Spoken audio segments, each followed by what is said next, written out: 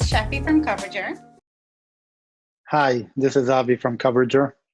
And surprise, this is Nick from Coverager. Welcome to our new format. Indeed. Indeed. So, welcome everyone. Big news, big surprise. I will be part of the Coverager team, and we're in this inaugural debut episode. We're gonna be kind of peeling back the layers of what it is that I'm going to be doing here. But you've met Sheffy, you've met Avi Ben-Huta from Coverager. It's such a pleasure to be able to talk to you both. We're so glad you've joined our team. So I'm glad to be part of the team. So I'm going to start this debut episode talking about you two and talking about Coverager. I've always wanted to interview you, so this is my chance. I may not get this exact moment in time again, so I'm going to take advantage of it. And so anyone that's listening is probably somehow familiar with Coverager. We're going to try to fix that and expand the audience a little bit. But I'm a student of history. I want to rewind the tape and go back in time. And I know Coverager wasn't the first name of this thing that you all started. So let's go back to the beginning. I think, Sheffy, this is your brainchild, so I'm going to pass the baton over to you. Where did this all start? So give us your background. So my background is in insurance. I started working at an insurance agency, and then later I became a product manager at Bold, and then joined CNA as a business analyst. So pretty much, business and the good side of technology. Automation, XML, probably now API. And, you need to follow the news. You need to know what competitors are doing in order to come up with a really good solution.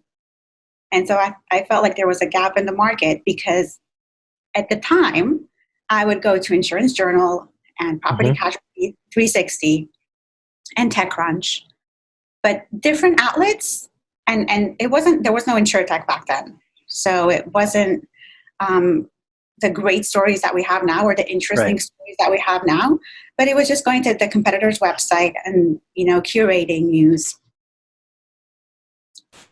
And I thought to myself, how come there isn't a single source of information? And it doesn't have, why was it siloed?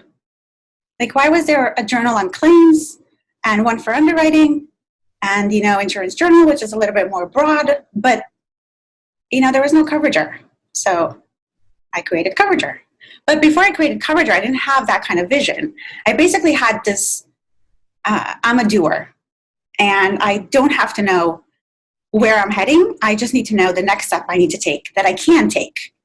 So it looked a lot like blogging and growing an audience and talking about what mattered to me in my role at CNA. And, at the beginning, I was targeting entirely insurance agents because that's what I knew from CNA. And it didn't get picked up by insurance agents, to my surprise. I mean, just a little bit. Mm-hmm.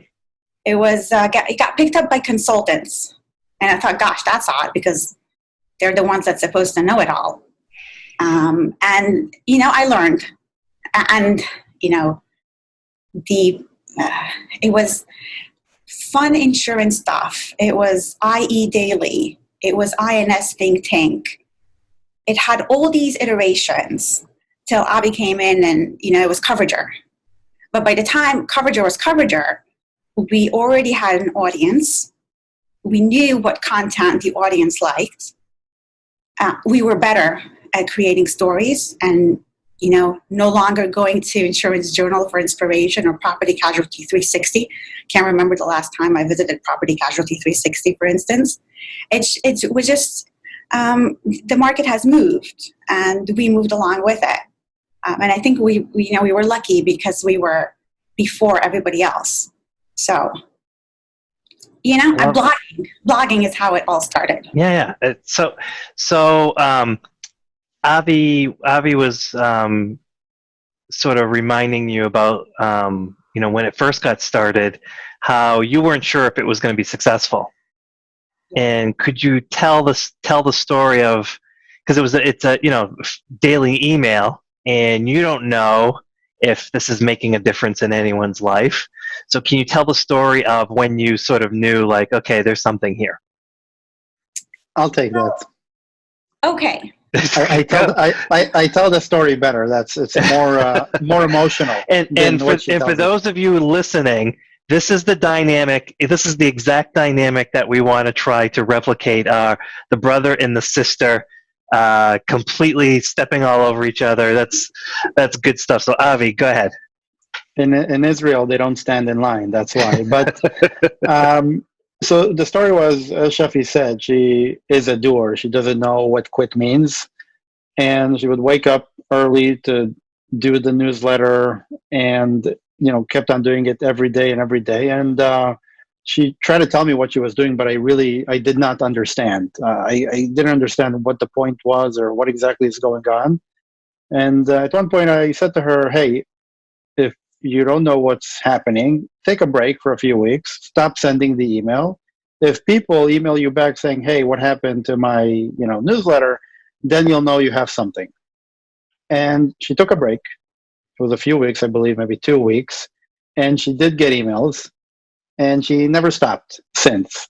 And then came that part, where rebranded from Insurance Entertainment to Coverager, and built the website and the database, and it was all step by step.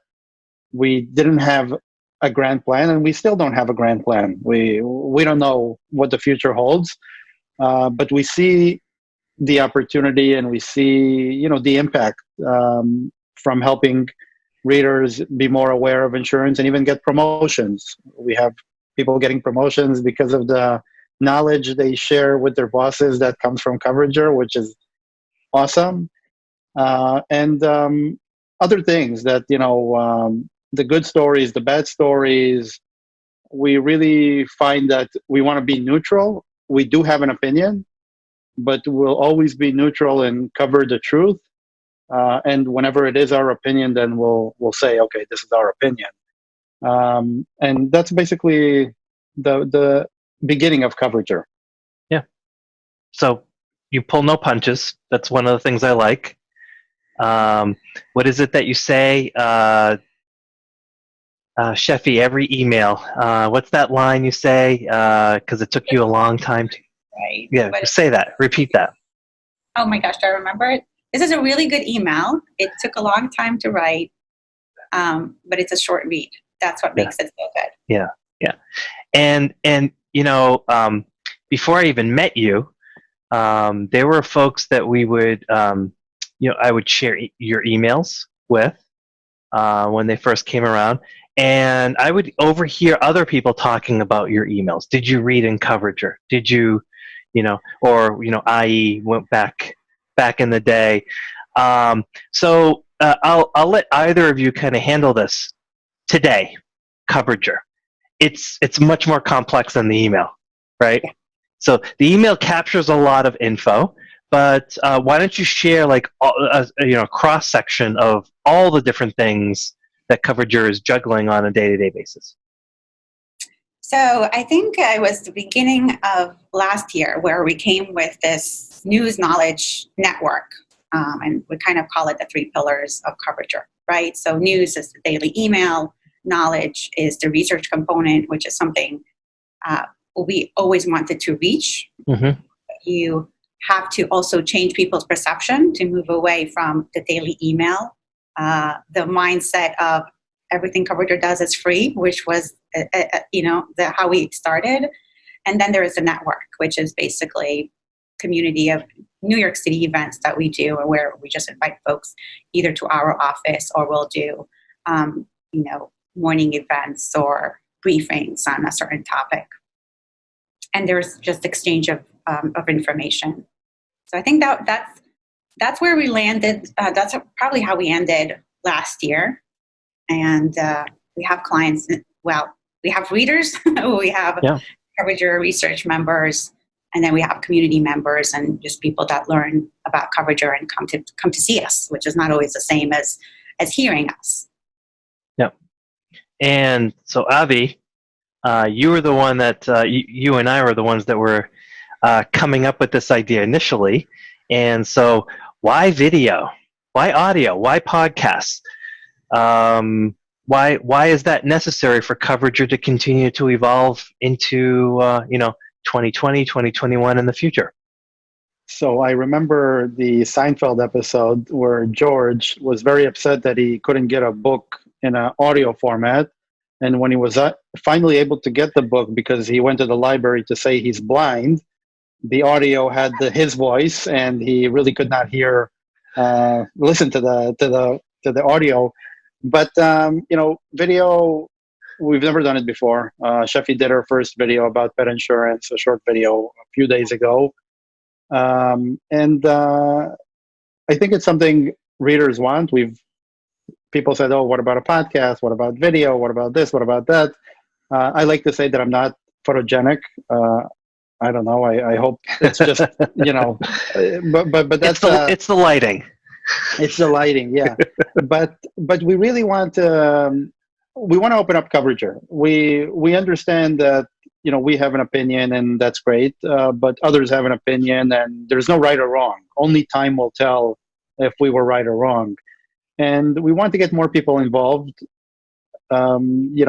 Listen to what they have to say, see them, because you learn a lot. We learn a lot from talking to people, hearing their perspective, and that is it's something that was missing for Coverager. And this is a big reason that we're happy to have you, because you can really help us take that big step and make Coverager more than a one-dimensional platform.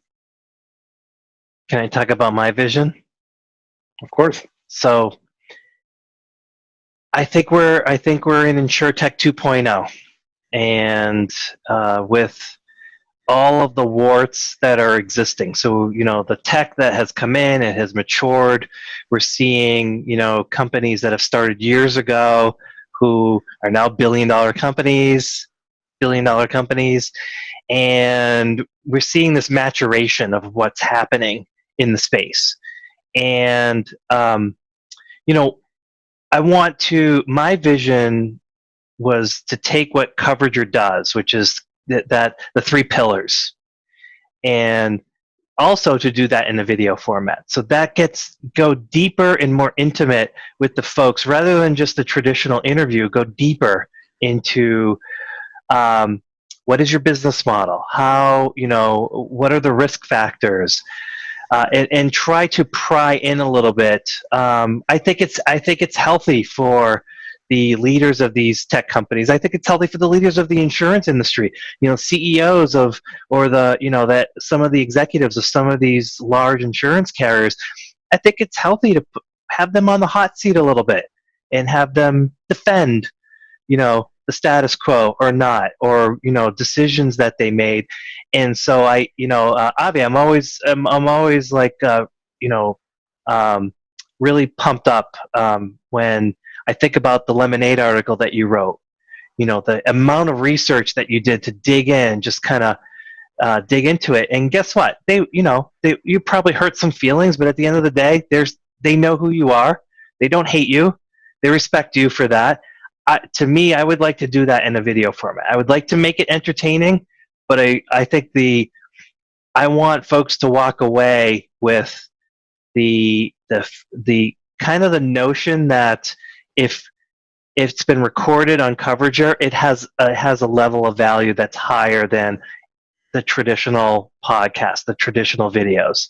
It's going to be a more intimate aspect for folks to kind of get what they saw on the email side, get it with one of our faces. It doesn't always have to be me, I think to your point, I think most of our readers know by now that we're not neutral. We write, we cover what we see and what we think. And if I had the opportunity to speak to whoever, I hope that I would ask the right questions, and that's what we care about. Again, we do want to learn. We're happy if people say, no, you're wrong, or you made a mistake here, and that's okay. But to just take the PR, insurance is a PR driven industry. to take the PR and put it out there, you don't move forward. And there's so many stories that I think Coverager broke, before everyone else, and it doesn't sit well with some people. That's fine, but that's the reality. For the majority, it does help, and they learn, and it makes sense. There are so many startup founders that are struggling, although they raised a lot of money, and they're not able to push through, and they see all of a sudden this huge acquisition, and they're saying, what is this? Like, where did we fail? We have the money, we have the talent, why did we not get acquired? And then you dig deep and you see, okay, well, that's what the company was doing, so are you willing to do that? If not, then don't ask why. Yeah. And I think again, for us, we're having a good time doing Coverager. We learn every day, and we like the interaction. We really do like the interaction. Yeah, and I think this is going to develop more interaction. Oh, I think you're spot on with InsurTech 2.0. Simply because if we look at how we covered the news originally, it used to be a piece of cake. Cake put a new website. They're going digital. 1, 2, 3. You get where their story is at. But now when there's traction, and now when some people are going down under, and some people are still trying to figure out engagement, and some people are simply following others, and competition is coming from all over the place, not just from insurance. You can ask me a really simple question, which I just got. I recently got a question about mapping the small business insurance landscape. Well, you can't just look internally. So to understand, there are no hard metrics, not yet. It's really hard to assess these new entrants. And so when somebody asks, and we get this all the time, do you like so-and-so? And it's typically a brand or a company. I would respond, I like this kind of strategy, or I don't like this kind of strategy, or I don't like their Glassdoor reviews, which I'm a big fan of Glassdoor as a site. But it's not easy to figure things out.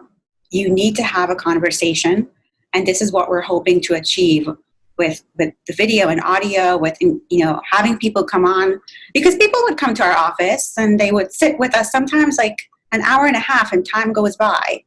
And we recently had that interaction with somebody, and I was chatting later with our mom, and I was saying, you know what?